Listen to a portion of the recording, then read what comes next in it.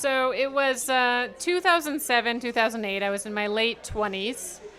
And I was in Desemboque de los Ceris in Sonora, Mexico. And I was actually trying to finish up my dissertation research, collecting some of the data that I needed.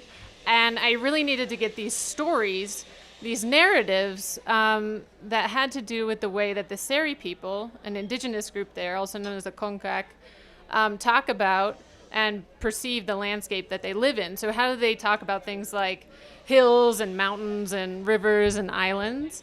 And in fact, Desemboque, the place, one of the villages where they live, is called Achlium, which literally means where the multicolored clams are. Because there's this big rock outcrop during low tide where there are tons of multicolored clams that you can use to eat and now make necklaces and so on. So I was really interested in documenting those things and going out with people in the land to collect stories with them.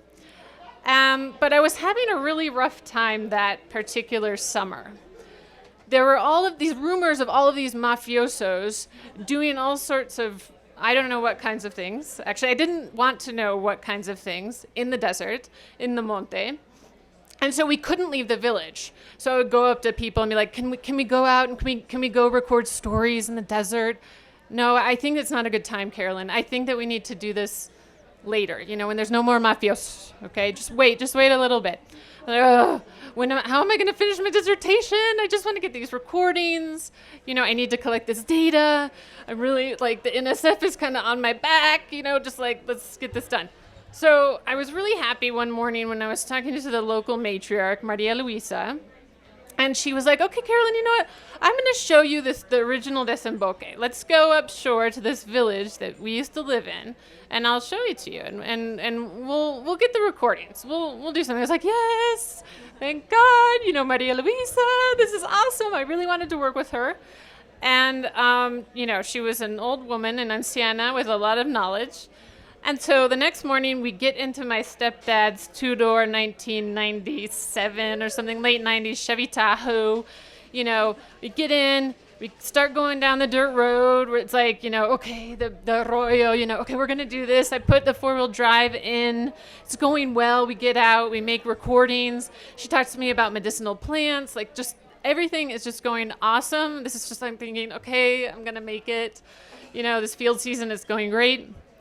But, we keep going, and I see in the distance the old windmill that's now an osprey nest. I'm thinking, oh, yeah, okay, they said it's supposed to be over there, the old camp. Okay, it's going well. But we're literally stopped in our tracks. I'm driving, and all of a sudden, a helicopter flies down and lands in front of us. And it's not just any helicopter, which actually would be kind of creepy if it were just any helicopter, right? I mean, in the middle of the desert, the Sonoran Desert, a helicopter landing in front of your Chevy Tahoe. I mean, so it was an AFI helicopter. So I don't know, you guys know the AFI, right? No? Yeah, so it doesn't exist anymore, but it was supposed to be like the Mexican FBI. So they could just do whatever they wanted, basically, all over Mexico.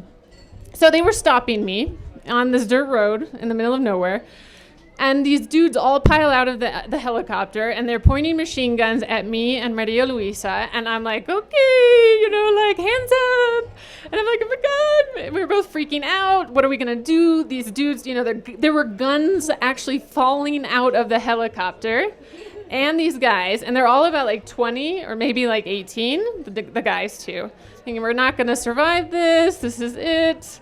My fieldwork is over, and maybe our lives are over. Who knows? So they point the guns at us. We have to get out of the car. They search the car. Maria Luisa recognizes one of the dudes, luckily. So we're like, okay, talking to him. He's like, you guys, you really shouldn't be out here. It's really dangerous. There's all these mafiosos here.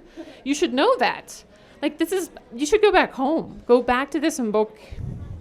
So we're like, okay, yeah, we don't want to be here. This is bad. Bad times. So we get back in the car. We wait for the helicopter to take off so we can actually maneuver the car to turn around. So the helicopter takes off. They left one of their guns there, actually, and we just thought, we're not even going to go there. I don't want to touch these guns, these Offie guns. I don't know where they are or where they're from. So we go back to the village. Everyone's gossiping about us. What the heck is going on with Carolyn and Maria Luisa? What are they doing out there in the desert? So we didn't end up making it to the camp that day that we wanted to get to, which is kind of unfortunate. That was my main goal. But we did end up coming back to the village, recording our story. And at the end of the day, the really nice thing is that we were kind of out there making our own place name in my head, I guess, because I wanted it to be something like the place where the Offie gun was left, where we had to turn around that day. And, we were out there on the land, in the nature, in the Seri landscape, making our own story. And that was what really mattered. So thanks.